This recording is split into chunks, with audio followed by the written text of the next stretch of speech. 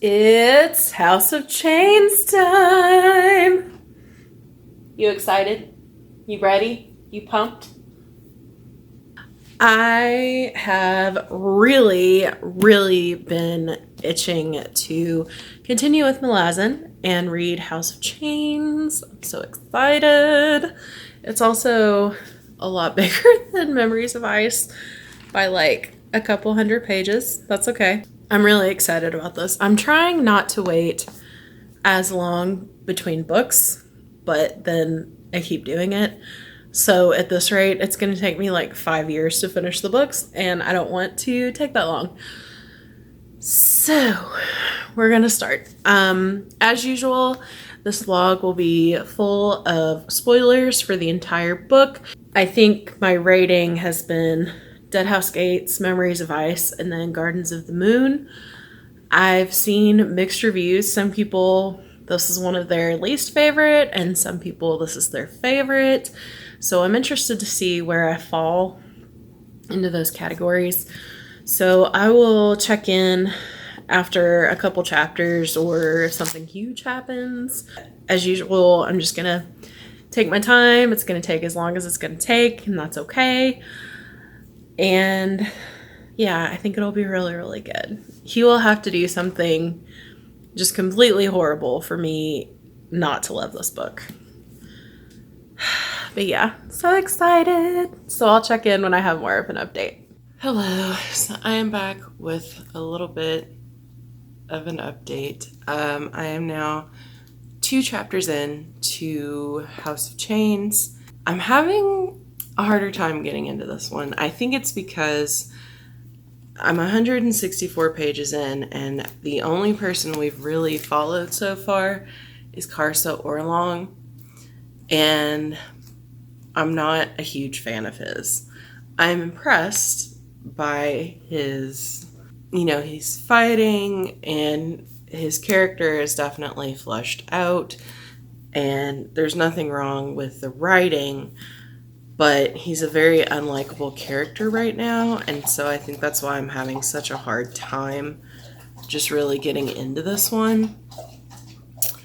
I've heard that Karsa is some people's favorite character, or one of their favorite characters, so I'm hoping he gets some kind of arc, maybe like a redemption arc, even though at this point, I feel like that'd be really hard. He just slaughtered basically half town. He's been raping women, and I am just not a fan. The only thing that he has done that I felt a little bit of emotion toward is Gnaw. The dog was hurt, and he actually saved him and put him somewhere safe and asked for a blessing to keep the dog and survive. So I was like, okay, he has a little bit of a heart, just a hair. So we'll see. I really would like a break from Karsa to see different characters, and I'm wondering, it says on the back that Tavor, I guess, is going to show up. So I'm waiting for some other characters to show up. It's very weird that I'm 165 pages in and we've only been following one person. So I'm hoping that changes a little bit, because so far, while this is good and the writing is very good, it just hasn't gripped me as much as the first 3 books because I'm not a huge fan of the character. So I'm going to read some more, though. I'm still compelled to keep reading. I just finished book 1 of House of Chains, so I'm like 25% of the way through. It has definitely picked up for me. Karsa Orlong just took down a whole shark. And yeah, no problem at all. So that was kind of impressive and kind of funny to me. For someone who is so large and in charge, he sure does get captured and pass out a lot, which I found really entertaining. What else? It has picked up for me. I really liked his interactions with, I'm forgetting his first name now, T something Nam. It's going to come to me after I film this, but yeah, their interactions, and he's like, you talk too much. And he's like, yeah, anyway. It's fine.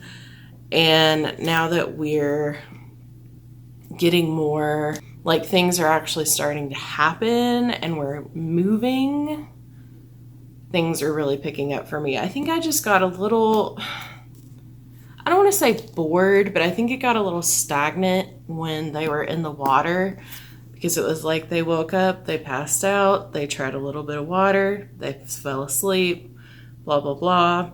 I think they were in a warren or something like that, or they passed through a warren. Not really sure.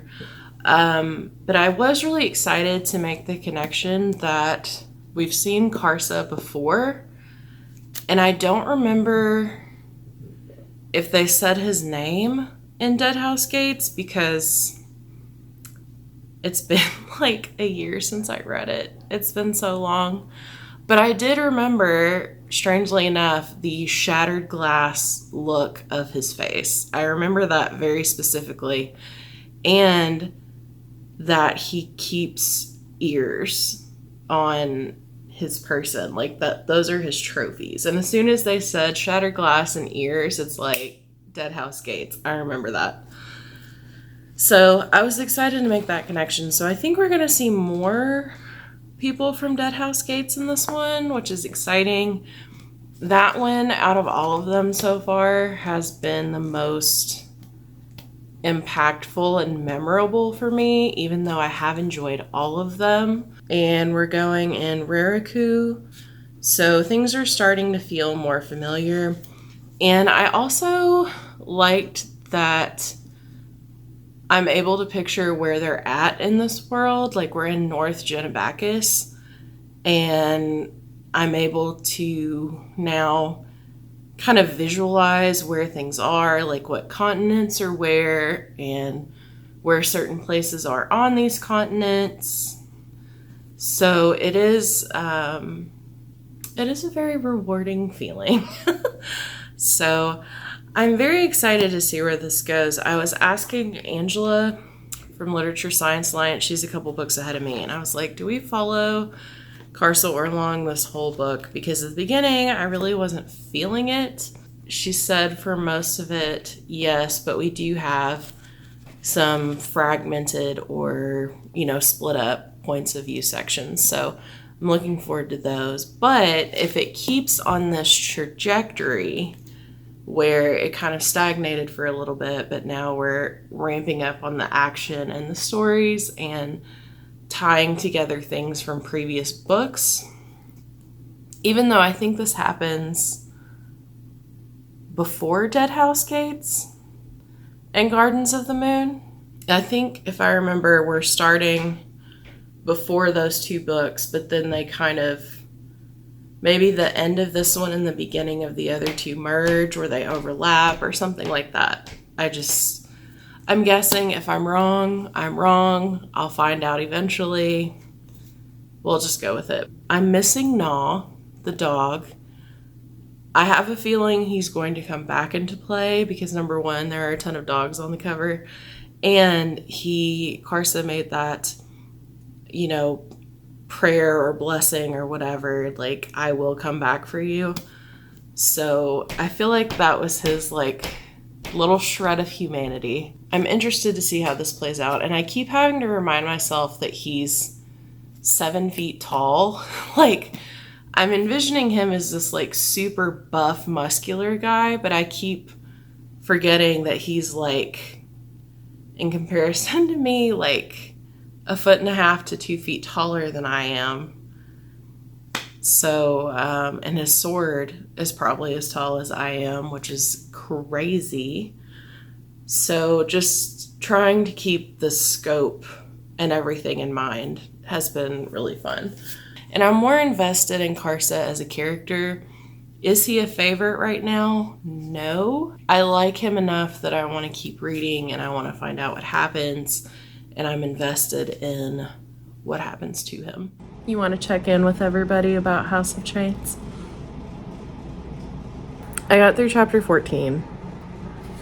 Through chapter 13.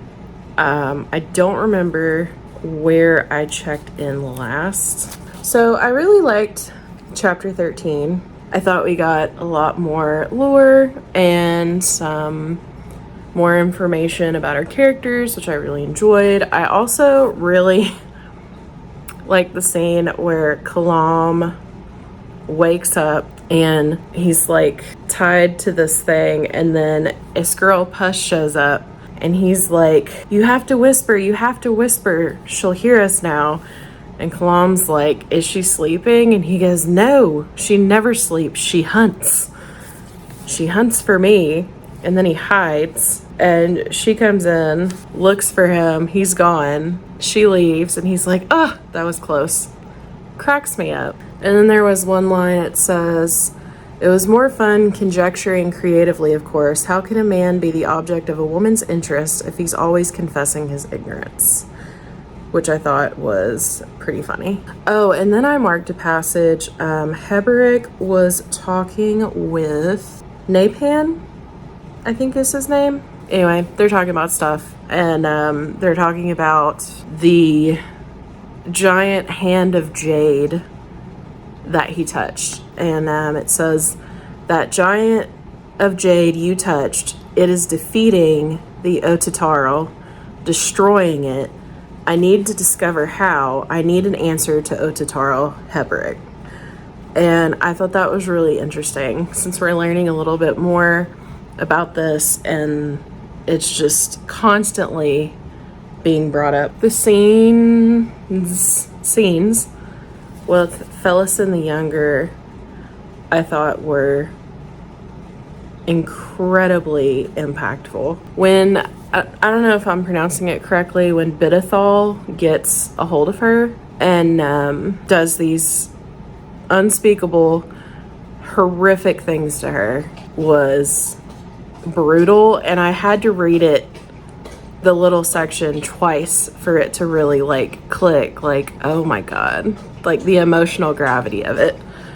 And I was really struck by, number one, I appreciated that we didn't get a play-by-play of everything that occurred, but I made a note that I really enjoy the way that Erikson can use so few words but pack such an emotional punch and convey everything you need to know in just a very compact way. And I feel like the way he did it, just talking about the muffled cries and things like that, just hit me so hard, just really, really hard.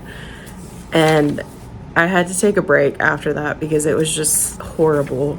I did love when afterward she's, escaped or is free, and Lorik finds her and she's just like crawling because she's in pain, and he rushes to her and he touches the back of her head and she flinches and just claws because she's just traumatized. And he said, Felison, it's gone. It's Lorik. You're safe with me. And I really like that. And then he said, Heberick would seek to kill him. I want to kill Bidithal. And it's like, oh, it was rough. It was just really rough to read that section. But I thought stylistically it was very well done. I thought it was interesting about Heberick's tattoos transforming. So he says, I found a new god, not that I was seeking one, and I know what. So I thought that was interesting. Oh, and the quote I liked, nature ever strives for balance, but balance was not a simple notion. Redress was not simply found in the physical world. A far grimmer equilibrium had occurred between the past and the present, which I thought was really good. I marked it as important, but it's, I shall bring this ritual to our people, child, when I am the whirlwind's high priest. All girls shall know this. In my newly shaped world, the pain shall pass. All sensations shall pass. You are to feel nothing, for pleasure does not belong in the mortal realm. Pleasure is the darkest path, for it leads to the loss of control, and we mustn't have that, not among our women. Now you shall join the rest. Those I have already corrected. I was so angry. And I messaged Roger and Angela because they both read this, and I was like, I know this isn't breaking news, but I want Bidethal to die a horrible, horrible death. A horrible death. And honestly, I started this book really irritated with Karsa because he's obviously done very horrific, horrible things. But now I have new anger. So it's like,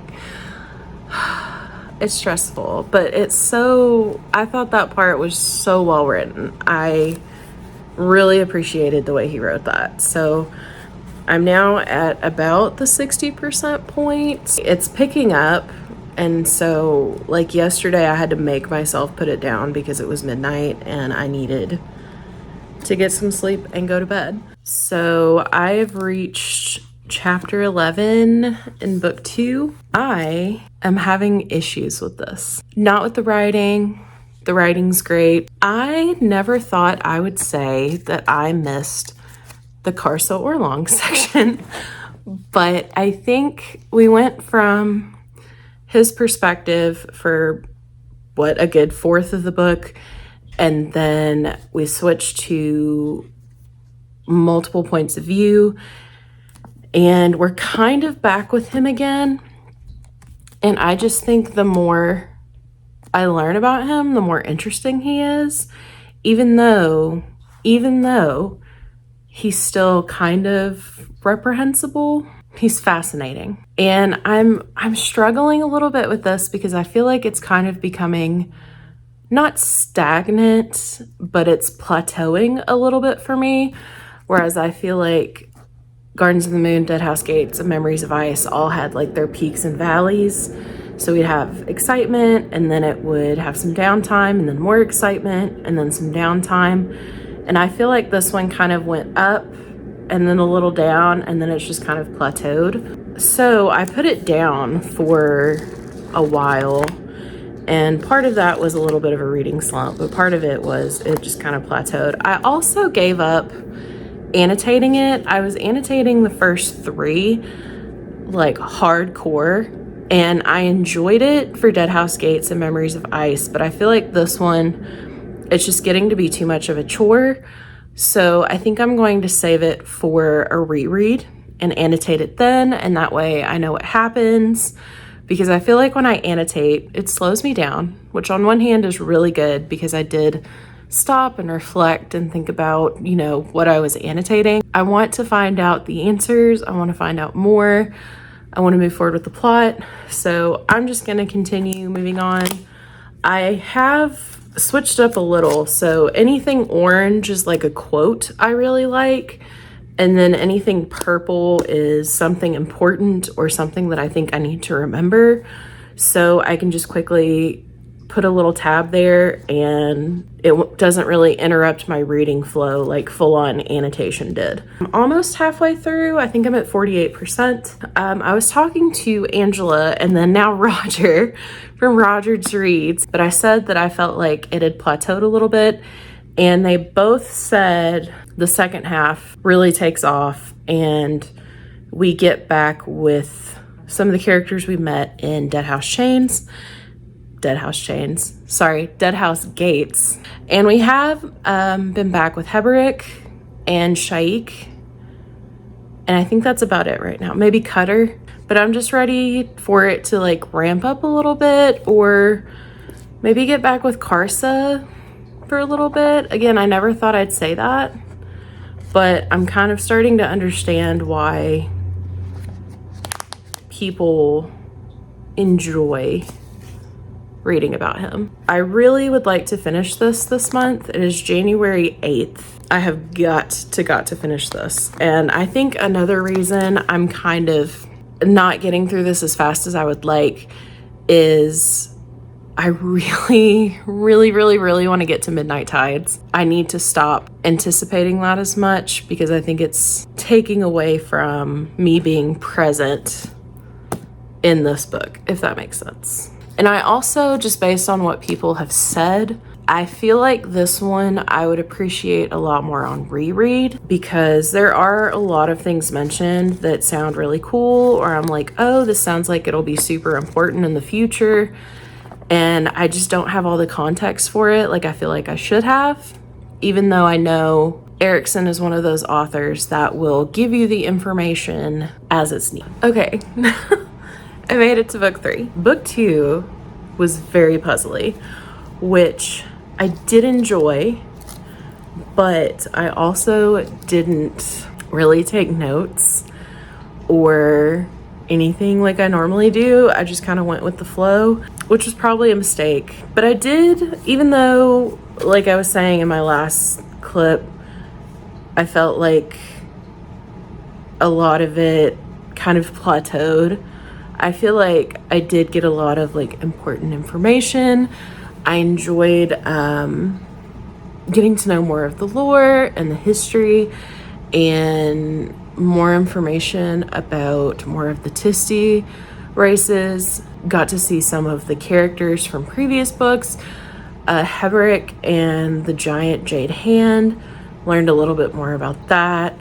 Still have a lot of questions, but you know, progress, baby steps. 7 came up a lot, I noticed. Like, the number 7, everything. So that kind of stuck out. I made a note about that. The other thing that I kind of noticed was family kept like coming up. Not necessarily like traditional family, but like the concept of family and family as like a unit.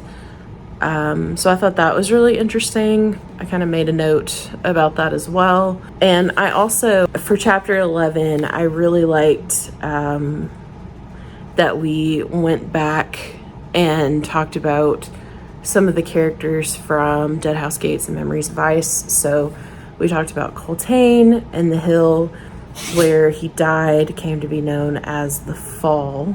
The humps on the summit and the slopes indicated where the bodies had been buried, and the metal-strewn earth already cloaked in grasses and flowers. I really liked that imagery. We also talked about Duker and, you know, the historian, and how, you know, he had the life-saving thing.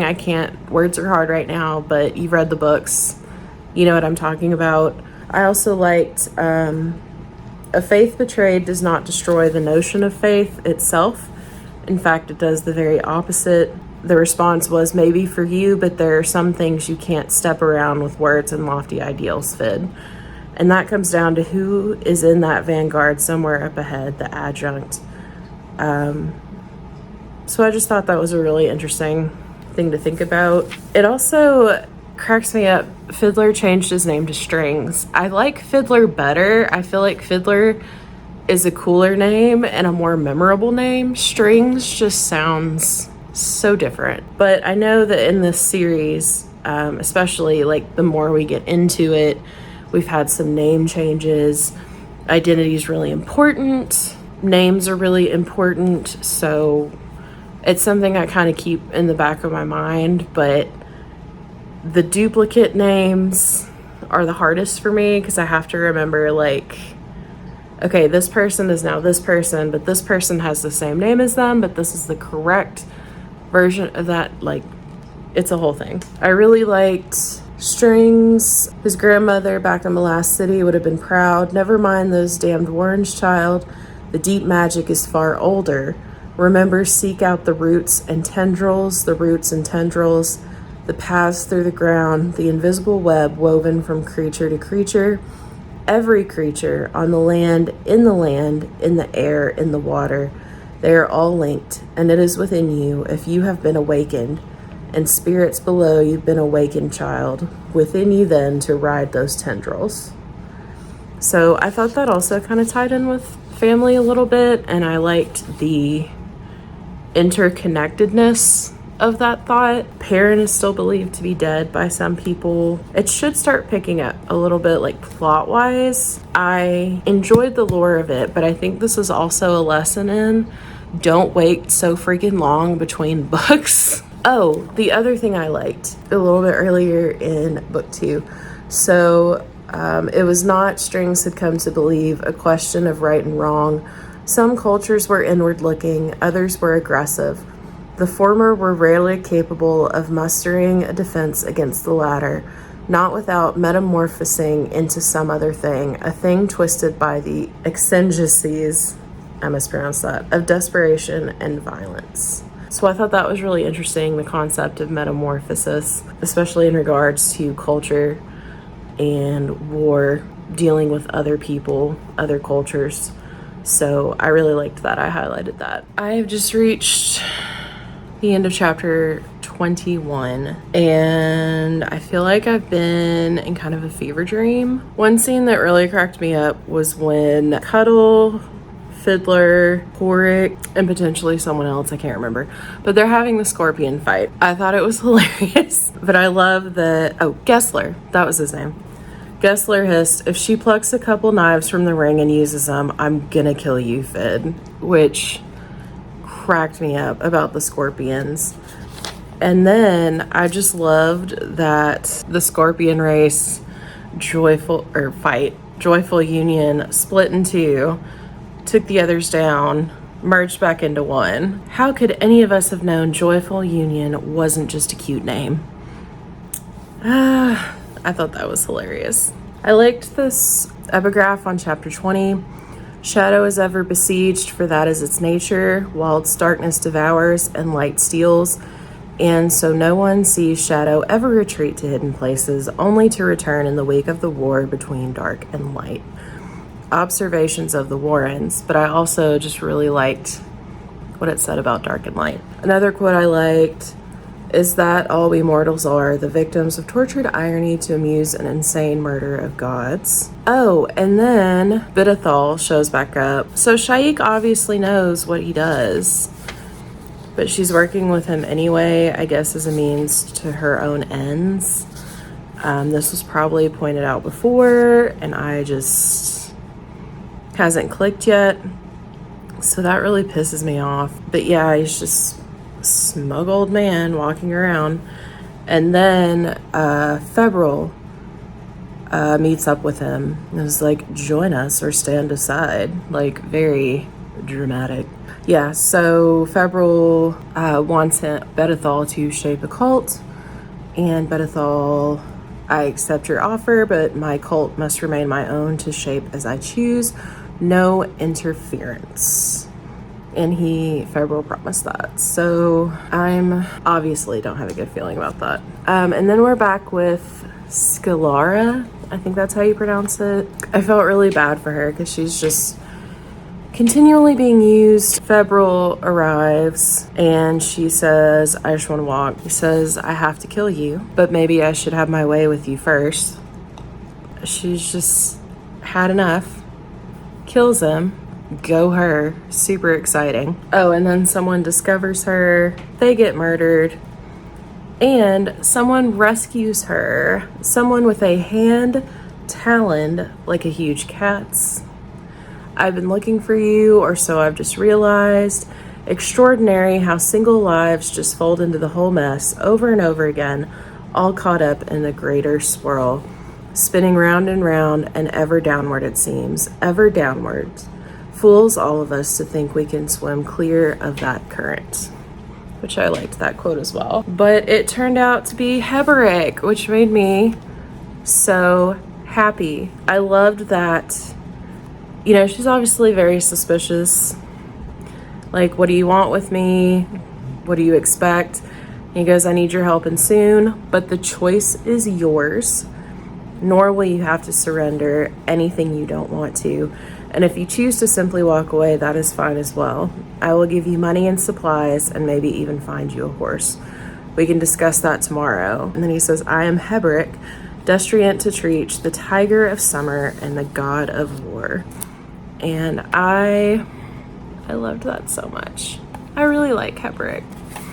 So that made me really happy that she finally got a break, and she now has a choice for what she wants to do. Oh, and then Lorik and his new familiar, which that scene was really super cool. Dragon just picks him up, turns out to be his dad. And then they find Gray Frog, and I do not remember the name of his species or whatever it is, but like, thank you for the nightmares, Steven Erikson. Like, those eyes remind me of spiders. Just, ugh. And he's so funny, but he's so creepy. And then we're back with Karsa. Someone sees him. A Sibal partial body that he has in his sack. You are the Knight of Chains. You're the mortal sword. Blah, blah, blah. And then the gods chained him to dead ground. He is broken in eternal pain. He's been twisted by captivity. Blah, blah, blah. And Karsa says, then I shall break his chains and then kill him. The chapter ends, a house is just another prison, and I have had enough of prisons. Raise walls around me, and I will knock them down. Doubt my words, crippled God, to your regret. So things are really ramping up. I'm really enjoying it. I'm on page 844 out of 1015. I hope things start to become more clear since we're like ramping up all the actions and the lore, and threads are starting to come together. But I am really enjoying that we're getting more time with characters we already know and seeing how they really fit into the bigger picture. I am interested to see where Karsa's story goes, since he wants to kill, I guess it is like the crippled god, because I know a crippled god has been mentioned before, but it wasn't the god, so I'm still not 100% clear on all of that. Okay, final check-in. I'm a mess. It's snowing outside. We're just gonna go with it. So I finished this last night.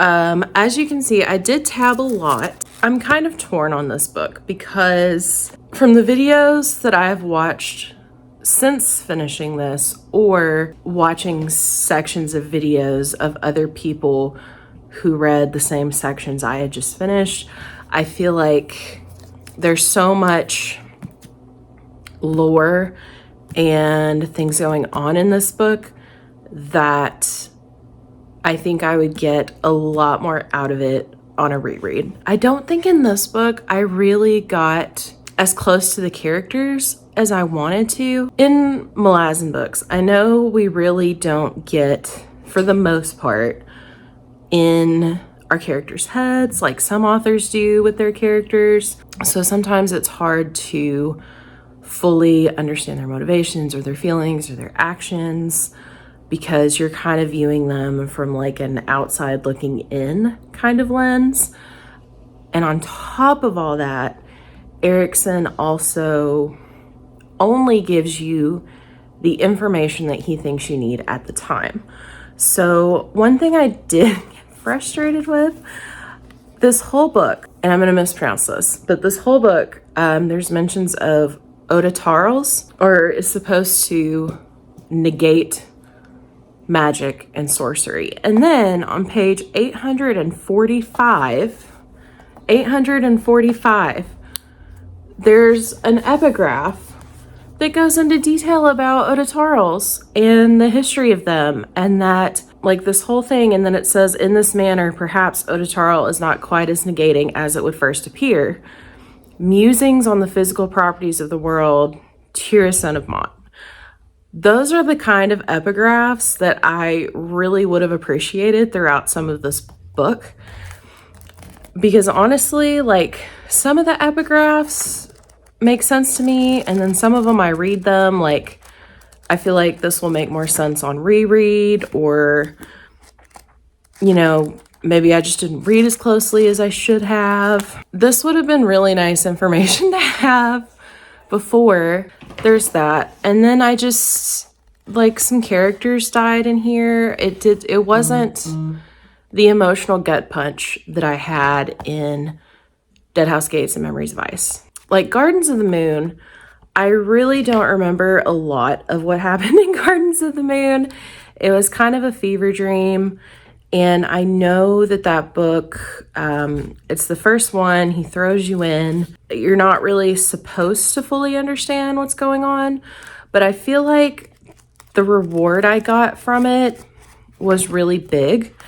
And it also connected me to some of the characters so that when I did see them in another book, I was excited to see them again. And I knew kind of who they were and, you know, all that. And I feel like in this one, there was just something about it. I just didn't connect with the characters as much. Things happened and